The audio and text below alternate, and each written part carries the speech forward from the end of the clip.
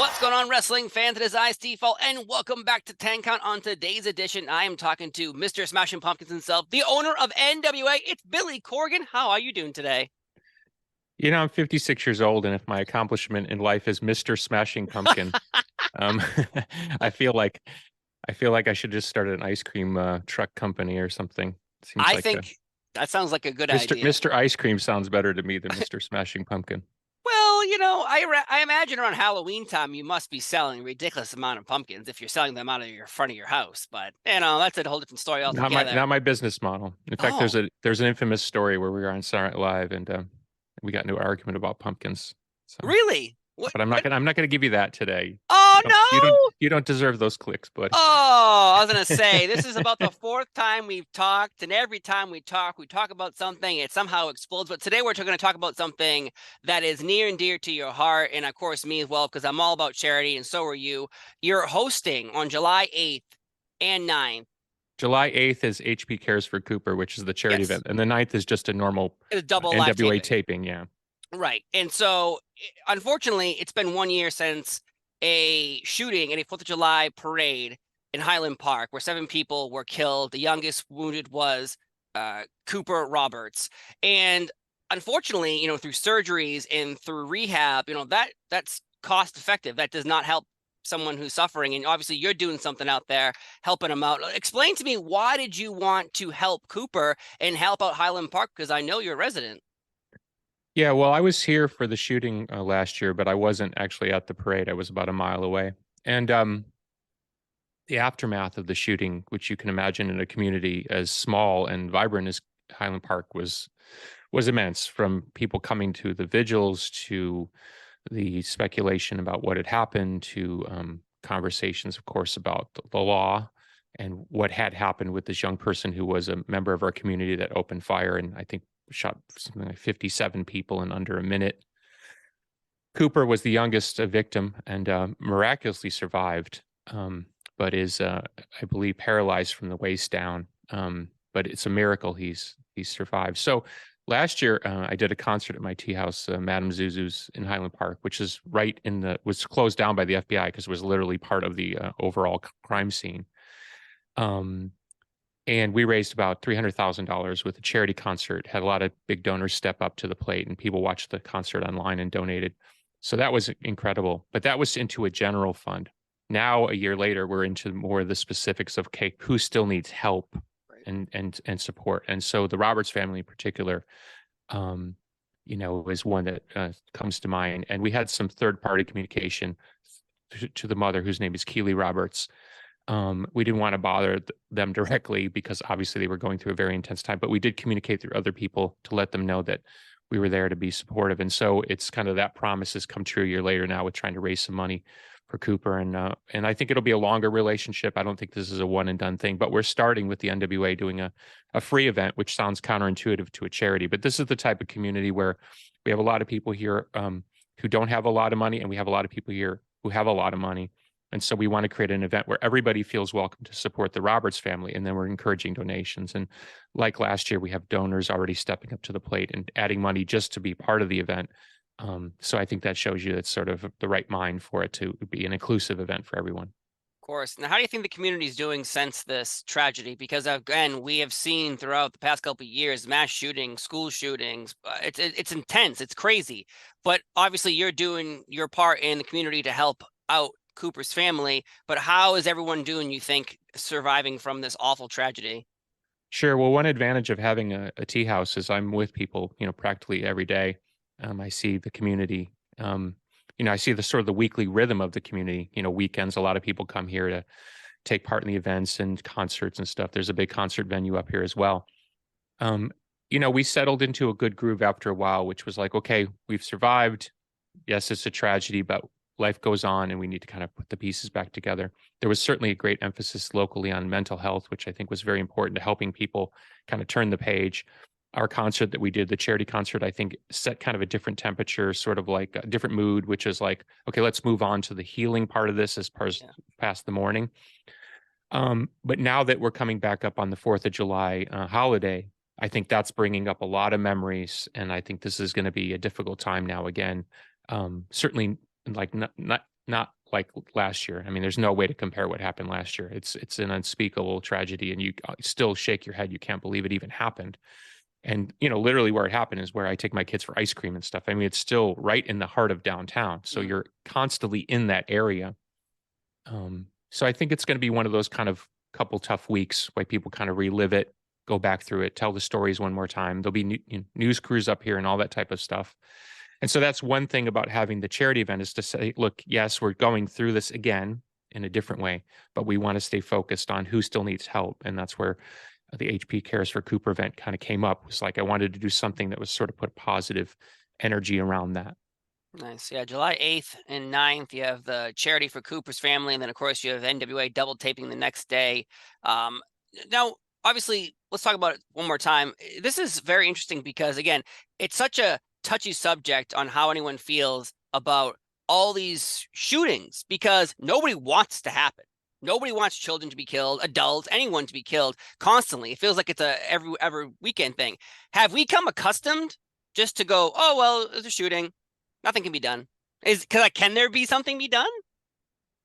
Um, that's a really difficult question. I certainly talked about it a lot in the aftermath of the shooting. I was on national TV a few times, sort of trying to bring some positive vibe around the incident, to say, look, this is a community that's very focused on dealing with these issues. And that was before the Yeah, incident. So that the cut on that tragedy was even deeper, I think, here in a way, because people are very focused on those issues. I think, unfortunately, the political divide in America is such that it's almost impossible to think that we'll come to any kind of consensus solution anytime right. soon.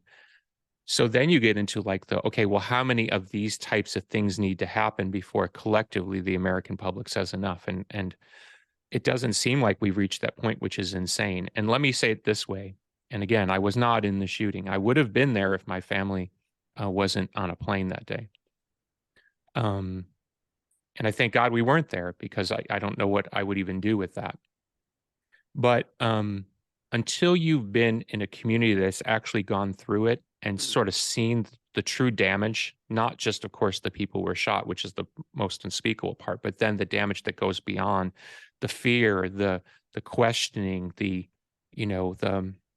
sense of dread that sort of comes upon a community. Like, oh my God, is this scourge visited us too? And then even people saying crazy stuff like, I don't even want to say what they say, but you can imagine the worst things that people would say, almost like you can use your imagination because I Yeah. don't even want the words to come out of No, my no, mouth. no. Until you've lived through that, then you can't imagine why the American public is not focused on a collective solution. It's almost like the detachment is part of what goes on. It's like, well, it happened over there. Well, it happened over there. And as I like to say, even before the incident, the shootings on the south side of Chicago on any given weekend because of the gang violence, the numbers are astronomical. Right. And it's not a national story. It's a story that gets some attention here and there. I think just over the recent weekend, there were something like over 200 shootings in Chicago on the south side. Um, and I mean, that should be a national story every week, but it isn't. Right. So what is it about sort of the detachment of it happens over there, it happens over there, it doesn't happen here? Is it going to take enough of those things happening where people go, okay, now I get it? And I don't know any other way to say it than to say it's a horror that's almost impossible to explain. So I can't imagine what goes on, say, on the south side of Chicago weekend after weekend, where you have all this gun violence. Um, yeah, it's and on top of that, it's all the rest of it. The political stuff is beyond my pay grade. I don't know the magic words. Yeah, I don't think anyone knows the magic words. You're right about the both sides will never come together because both sides don't agree with what each wants for the nobody wants anyone to die, but no one wants to cut out their values of how they feel about each side of the subject. But it's a touchy subject. But if I'm correct, though, isn't the NWA 75th anniversary also July 8th? Um, there might be an official date of the 70th anniversary. We celebrate our 75th. We celebrate our anniversary shows in St. Louis usually at the end of summer, Yeah. so August or September. So this year it'll be at the end of August in St. Okay. Louis. If there's an official date, we don't sort of generally recognize it. We sort of look at it as like, let's pick a spot, and that tends to be the best spot for us. Okay. It sounds like But when but if you're right technically on a technical level, I need to look that up. I should know that. I think because I believe the announcement was made that the NWA 75 was happening on, No, July. that was no. Somebody made a mistake there. Okay, I try to make sure because Yeah, no, there's lots of actually, mistakes on the internet.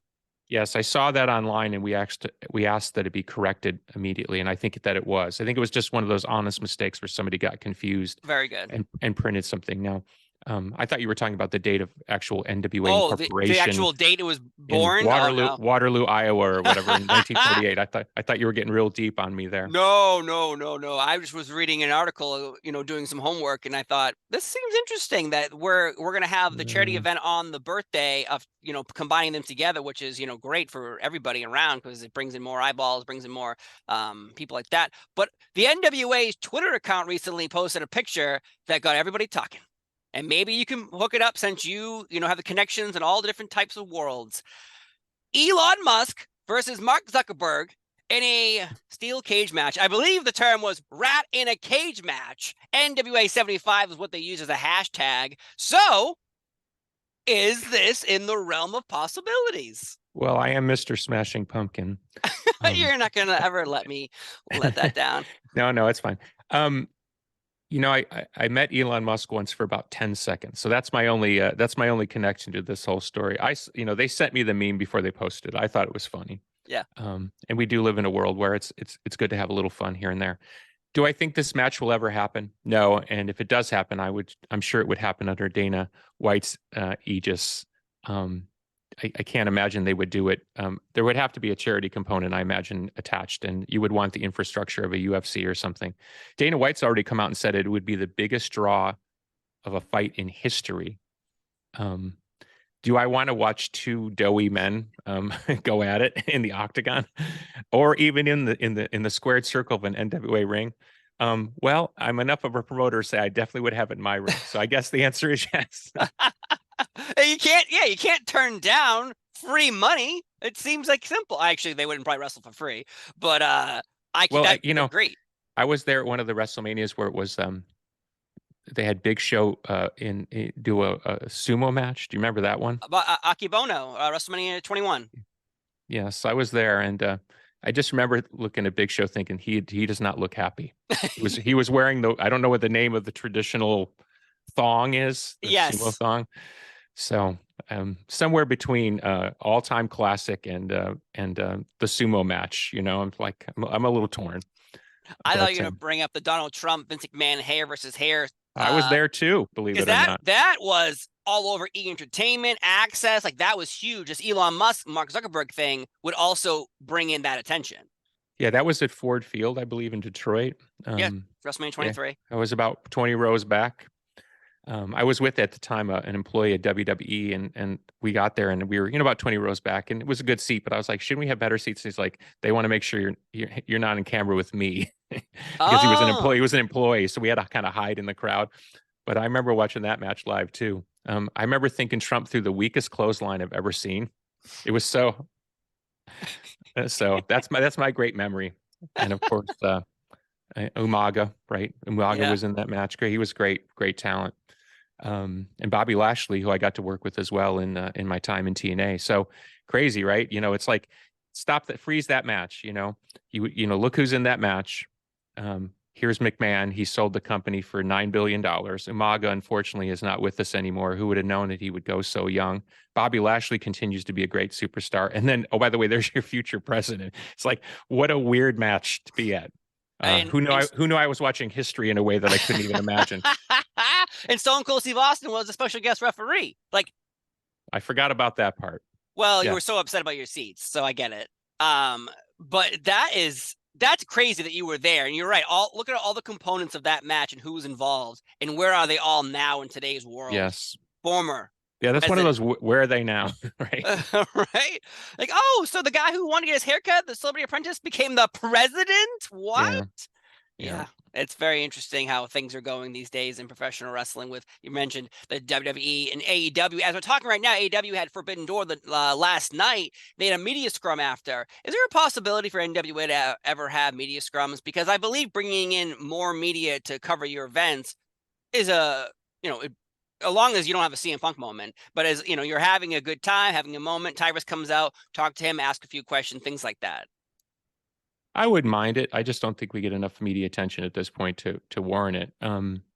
I would say as far as the AEW thing goes, I mean, it's been a mixed bag for them, you know. It's generated a lot of energy, but not always in the positive. So I think that's the difficult thing with something like that. But it certainly works for UFC, and certainly over the aggregate, it's worked for AEW. But I don't have 19 dirt sheet writers coming in to see our show. I would love it, but they haven't quite come around to the NWA yet the way I would like. So it's a work in progress, if a work at all, and that's a double entendre on purpose. So all right, I do have one question, and I'm gonna.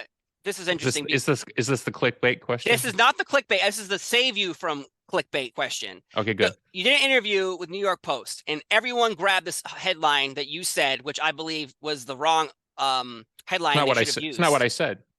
So, okay. So the go quote on. that everyone grabbed onto, which you say you didn't say, so I just want to make sure we clarify that you did say it. If I did say it was taken out of context, I have to read the whole quote, but go on, please. So the one that everyone kept grabbing onto says, you're not going to, talking about Tyrus as your champion. If you're not going to watch him, which is Tyrus, then you're not a wrestling fan. Now, I like this quote better. I've had everybody and their mother tell me how to make my music. I've flown against the grain for 30 years. It's worked out fine. If I'm going to book NWA, I'm going to book it the way I want to book it. Now, I like that. The second quote I like a million times better, because are these people putting up the money? Are these people booking wrestling? Are these people spending money? No, you're doing this, so it's your company, and you can do it as you please. Now, you said you didn't say the first quote. Now, that's all I want to make sure. If I did say it, well, put it this way. It was a longer quote, and of course, what happens with interviews, sometimes they excise what you're saying out of a larger thing. Yes. So maybe let's call it. I'll give a clarification to what I said. I'm not going to say I didn't say what I said, but the quote I saw being bandied about, which was something along the lines of like, if you don't like Tyrus, you don't like wrestling. Yes. I believe that was that was bastardized, or that actually came out of my mouth, but it was again in relation to something else. So I'll clarify what I was trying to say. So maybe that's the better way across the bridge. Yeah. What I was saying was, if you don't like Tyrus in a wrestling ring because of his politics and because he brings heat into wrestling, then I don't understand what wrestling that you're after. And I went on to say, and I don't think it was quoted, are we only booking friends in a wrestling ring? You know what I mean? Like, is this just like patty cakes, and then everybody pretends these guys hate each other, and then they hug at the after party, and everything's cool? I'm like, I believe, like all good promoters, that the heat of the outside world come into a wrestling ring isn't necessarily a bad thing. Remember when there was all the crazy heat with Edge, Matt Hardy, and Lita, I believe, was that, that was a real life thing that was ultimately taken advantage of in a wrestling ring, and obviously all the parties agreed. Whether that was comfortable or uncomfortable to them, I can't really say, even though I know Matt pretty well and I know Edge pretty well, but I don't think I've ever sat down and really asked them how they felt personally about it. But obviously that was a moment of like real heat, and people had opinions about how the whole situation played out on a personal level. So if your argument would be that should not have been a wrestling angle, well, that's a viable argument to make. If your thing would have been, I was uncomfortable with them being put in that spot, well, that's a viable argument to make. But it did happen, and it has happened in wrestling, where real heat in real life comes into the wrestling ring. So that was my point. Yeah. It wasn't saying I'm going to pick this one person in Tyrus, and if you don't like them as a wrestling talent, or you don't like them as a person, you don't like wrestling. So that's where it gets bastardized. Yeah, it made for very good clickbait. And some of my friends actually encouraged me to go out and clarify, and said, no, it's just, I'm not going to play this stupid game. I've been around too long for people to sort of cherry pick my quotes and try to make a thing. So that's what I like what you're saying, which is, at the end of the day, I think I'm an intelligent person. You can argue that point, but look, I've picked the NWA up out of the ashes. Yep. I've turned it into a successful business. We have a lot of good news coming, which I can't quite share yet, but I think we're going in about our 6th year of me owning the company. The roster's never been stronger. There are people who have noticed the quality of the NWA wrestling product week in and week out. People who are not, let's call it Denzians of the dirt sheets, like people who actually care about the quality of professional wrestling, not let's call it the meta narrative of each company and whether it's rising and falling. Right. And we've seen in recent times where one company's been really built up now to be torn down. Is that fair? I can't particularly say, but it's certainly good business for the dirt sheets. So right now there's more money on the NWA being about me as a controversial figure, or the NWA possibly failing, than there is the NWA succeeding. And when we succeed, and we will, well, then it'll turn into some other different quasi argument. So if you want to make it about one talent, you kind of miss the point of what the point of a professional wrestling company is. It's a collective vision. And obviously I've done the math on everybody in the company, and I've made my decisions, and I'm fine to argue those points along the way. And plenty of writers and plenty of dirt sheet writers and plenty of people such as yourself have asked for clarification about why this or why not this and something. That's completely fine. But if you miss the point about how one talent or a collective set of talents make a statement about the NWA, then you don't really understand what it is I'm trying to do. I'm trying to build a company built around specific talents at a specific time. These are athletes, and they have a shelf life. So Right. what the NWA looks like 10 years from now will be far different than what it looks like today, and that is if we survive, and I believe we will. Getting ground down into every talent and whether or not somebody approves. And I don't need to go off on a laundry list, but there are talents working at plenty of other companies that are plenty controversial that people don't seem to have a problem with because they work for a company that gets favorable press. So nobody wants to be the bad guy and point out that this talent shouldn't be working at such and such company.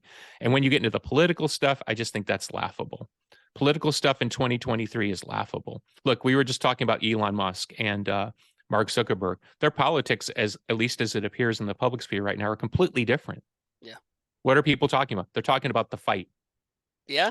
Why are they talking about the fight? Because the fight's more interesting than whether or not we care about their politics. Is Elon Musk disqualified from the fight because he's possibly a vaccine skeptic or something, or you didn't like the fact that he let some right winger back on the platform now that he owns Twitter's? I mean, that's what I'm saying. I don't like the sliding rules of engagement, and so that's all fine and good. So I think hopefully in this meta clarification, I've sort of delineated what is and isn't important to me. And again, as I like to say, I'm fine with criticism. Just be smart about it and don't be clickbaity about it, because you're dealing with somebody who's dealt with clickbait for over 30 years and you're just not going to knock me off my block. Right. No, I agree with you. You said something, I can't mention the names either, but there are people in other companies, which I'll not mention their names, we can all take a wild guess, that there are people in those companies that have said some crazy things, that have done some crazy things, that probably are people trying to bury. And you're right. Why would someone bring this up? Because then you don't get your credentials for these pay-per-views or these media scrums or Zoom interviews. And so it makes a really good point of where is the line? Why are we trying to tear down NWA when other companies were going to try to rise up, but yet they have the same problem in the eyes of these people? So very weird. I look, there are people that have told me that they will not watch what the NWA does because of a certain manner of business that I've done. That's fine. Right. I've done that math. I'm cool with that. And to me, those people are weak people because I know those same people are watching other products and somehow they don't have the same objection, which is sort of reinforcing what you're saying. Somehow their morality seems to escape depending on who's running the event. Yes, the argument I fall into, at least, and we'll move on, is I'll say like, oh, well, Vince McMahon wrote Raw, so it was terrible. Blah, blah, blah, blah, blah. Well, why was it terrible? Oh, because you didn't like the things he did outside of wrestling. Well, how was your iPhone made? How was the shirt on your back made? The food you're eating? Are you doing deep research on your vegetables? Where they came from? The chicken's eggs you're eating? No? Okay, then calm the F down. Because there's no reason for you to lean on one and bring out the negative. With the other, as you're typing away on your iPhone, find out where that's made. Find out how it's made. Then you can come talk to me about one person's problems, because we all made mistakes in life. So moving on, though, because we have talked 4 times already, and I never asked you about The Simpsons. And how could I do that for you? Because Homer Palooza is one of the greatest episodes of all time. And you're in it. It's considered the #1 episode of all time. Really? By The Simpsons, yeah. Wow. Now, how did that deal even come together? Because there is so many artists involved with that episode. We were just contacted, and they said they're going to do this episode called Homer Palooza, and Peter Frampton was in it, Sonic Youth was in it, and then we were going to be another band on this bill. Sounded cool. They sent us the script. The script was fine, and then you just go into a studio with the producers and they have you read. Unfortunately, we didn't get to work with any of the other voice talent. Oh, We just read our lines on our own. Um, it's pretty simple. You'd say a line and they'd say, "Can you say it a little faster?" Sure. "Can you say it with a little bit more intensity?" Sure. "Say it with a little more sadness in your voice." "Okay. Okay, great. Move on." And you would just do it line by line like that. So wow. good fun. And it's crazy how it's endured. I never would have guessed it would have been something that people would still talk about, but it's definitely one of those cool things. And recently I was on the Muppets. That was particularly cool too. So anything like that, sort of, let's call it a bigger culture stuff, is fun. The Electric Mayhem show on Disney Plus. You were Yes, sir. involved with that recently? Hey, I was I in watched the episode first. one. I watched the first couple episodes, but I was with my children too. You So missed like me. as I'm juggling 3 children, I must have missed your gorgeous face on camera because I was there playing was a lot of myself, stuff. so I'm not sure how you missed me. I don't know either because the beginning of one episode was hilarious because they're singing Jingle Bells, they're singing all music that's not copywritten, and they look at the camera. They're like, "Man, it'd be really great if we got some songs we could sing that weren't not copywritten." Like they want to sing Beatles, they want to sing Yeah. Smashing Pumpkins. It was great. So I apologize for missing your face, Oh, but no, it's all good. I had 3 kids and they're juggling them. Yeah, no, I understand. I have two. Yeah, so that was like I did the Muppets recently because I wanted to impress my kids. So, Did it work? oh yeah, they were very impressed. Okay. I told them it was after dinner, and I said, "Do you want to go up and watch me on the Muppets?" And they were like, "Not really." And I said, "No, you need to go up and watch." So they were like, "Okay, okay." They go upstairs, and then 10 minutes later, "Oh my God, you're actually on the Muppets!" Like they were screaming down. They somehow it hadn't translated that I was actually. I think maybe they thought one of my songs was in it, which they're Oh, used to. They were surprised I was actually in the show. oh my God, it was great. I know Hulk Hogan was in the Muppet movie years ago. I think in Muppets from Space when they reveal Gonzo is actually an alien. And Hulk Hogan is someone who recently has been doing a lot of wrestling interviews talking about today's product. And what's your relationship like with Hulk Hogan? Have you in the past, the present, have you spoken to him just in general? Like, do you have a Hulk Hogan story? No, I've met Hulk a couple times. He's always been very nice and very complimentary behind the scenes, actually, to what I'm doing with the NWA. He has let people know that he watches and he supports kind of the vision of what we're after. So that means a lot to us. But no, that's my thing. I literally just met him in passing a couple times. Wow. Always been a total gentleman, though. Nice. Yeah, because I know I love Hulk Hogan, and I've been interviewing people like the Warlord or the Mountie or Brooklyn Brawler, or, Barry Horowitz. They always have these great stories about Hulk Hogan. So it's good to Oh hear. no, I hear all the stories. I just haven't actually been in one. Oh, you haven't been involved with but But I he's hear all the stories. yeah. That's the one advantage of working in the wrestling business is you hear all the legendary stories that aren't in public. Yes. Yes, you do. I've heard many Mr. Fuji ribs that I'm like, I'm sorry, he did what to who? Uh, that doesn't sound legal, but hey, he's whatever. He's not Yes, around anymore. I've heard those as well. Yeah. Yeah. The deeper You know, you get. you should have on sometime is Austin Idol, who works for the NWA. He knew Fuji really, really well. He was good friends with Fuji. Obviously, was in one of the hottest feuds ever with Lawler in Memphis. But he wrestled for Vince Senior. I think starting around 74. So Wow. he was part of that roster, Bruno and Captain Lou and that whole thing. So he saw how that worked behind the scenes. So if you're interested in old school WWF idol work there, work for the Crockett's, work for Lawler in Memphis. So I would definitely recommend having Austin Idol on. I love it. I'll have to reach out because I interviewed Sam Houston last week, Jake the Snake Roberts and Rockin' Robin's brother, and whoo, did he share some stories with me? Though, a couple more questions. One final question was, I went to WrestleMania. I gotta stop you though. Yeah. Did you know that Sam Houston's daughter with Baby Doll wrestles in the NWA? No. Yeah. What did she go? Yes. She obviously doesn't go by Baby Doll No, Junior. the last name is Star. Okay, I was gonna say, oh my God, that's amazing. Yeah, Yes. She's he. part of the NWA women's division. She's great to work with, and she's one of those talents that's like I think that's where the NWA is so unique. She's one of those talents that's been overlooked, and of course, anytime she's ever gotten an opportunity, it's always been about her parentage, right? She's part of that great wrestling family, and of course we've talked about that, and even at the Crockett Cup, her mother came in and helped manage her and stuff like that. But what we're really trying to do is build her up as her own talent and giving her the opportunity to do so. And so I'm really excited about where she's going to go in the NWA.